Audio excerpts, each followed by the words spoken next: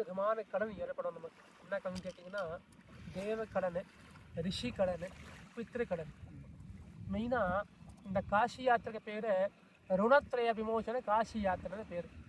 எல்லா கடன் அடிக்கிறதுக்கு தான் இந்த காசி யாத்திரை.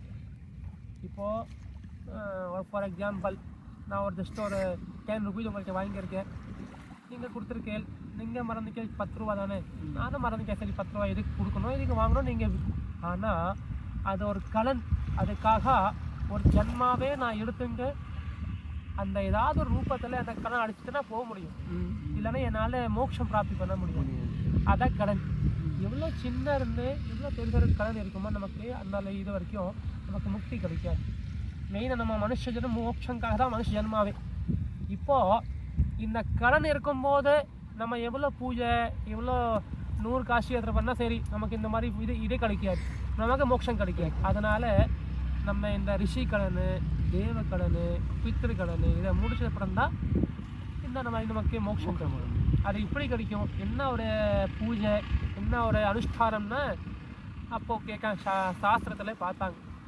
அப்போ தான் இந்த மாதிரி நம்ம சேத்து புராணத்தில் இந்த மாதிரி காசி யாத்திரை பண்ணால் இங்கேருந்து ஆரம்பித்து இந்த மாதிரி பண்ணால் நமக்கு மோட்சம் கிடைக்கும்னு அந்த சேது புராணத்தில் சொல்லியிருக்கு. சரியா?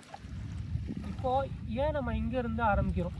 இப்போது நான் நேற்று சொல்லியிருக்கேன், தெரியாத ஏதோ தப்பு பண்ணிட்டோன்னா அதுக்கு ஒரு பிராயஷ்சித்தமாக நம்ம கங்கால ஸ்நானம் பண்ணால் அதை போயிடுறது. சரியா? வேணும்னு பண்ண பாப்பத்துக்கு தெரிஞ்ச பண்ண பாப்பத்துக்கு பிராயஷ்சித்தமே கிடையாது. சரியா? ஸோ அப்போ ஒரு இது கேள்வி, ஏதோ நான் சொன்ன மாதிரி நேற்றுக்கு ஏதோ ஒரு கட்டத்தில் நம்ம பாப்பம் பண்ணிட்டோம், இன்னொரு கட்டத்தில் நமக்கு பிராயஷ்சித்தம் இருக்குது, ஐயோ பண்ணிட்டோம் சின்ன வயசுல, இப்போ இந்த வயசில் பண்ணிக்கல், இந்த வயசில் உங்களுக்கு பிராயஷ்சித்தம் இருக்குது, இப்போ என்ன பண்ணலாம் இப்போ. ஆனால் வேணும் தான் உங்களுக்கு தெரியும் இந்த தப்பு இருந்தாலும் நீங்கள் பண்ணியிருக்கேன். அதுக்கு எங்கே முக்தினா நம்ம தனுஷ்கோட்டியில் ஸ்நானம் பண்ண முக்தி. மொத்தமாக ஒரு எல்லா தோஷத்துக்கும் நம்ம கங்கையில ஸ்நானம் பண்ணால் போயிடுறது. சாஸ்திரம் அப்படி சொல்லிடுது. நம்ம கங்கையில ஸ்நானம் என்ன விதமான பாப்பம் இருந்தால் நம்ம கங்கையில ஸ்நானம் பண்ணால் நமக்கு தோஷமாக நிவர்த்தி ஆயிரும் சொல்லி சாஸ்திரம் சொல்லியிருக்கு. சரியா? இருந்தாலும் ஒரு 5 விதமான தோஷம் இப்போ சொல்லியிருக்கேன் நான். பிரம்மஹனனு, சுராபானு, ஸ்வர்ணஸ்தேஜ, அகம்யாகமனு, தஸ்சம்சர்காட்சி. இந்த 5 விதமான தோஷம் கங்கையில ஸ்நானம் பண்ண கூட போகாது. அதுக்கு நீங்கள் இங்கே ஸ்நானம் பண்ணதான் போகும். அதனால நம்ம காசி யாத்திரை அது ஒரு காரணம் இங்கேருந்து ஆரம்பிக்கிறோன்னு. ஆனால் கங்கையில ஸ்நானம் பண்ணால் இன்னும் 5 தோஷம் போகாது, இதெல்லாம் போயிடும். சரியா? சப்போஸ் இந்த தோஷத்தில் ஏதாவது ஒரு தோஷம் இருந்தால் நம்ம திருப்பி நமக்கு மோட்சம் கிடைக்காது, காசி யாத்திரை பூர்த்தி ஆகாது. சரியா?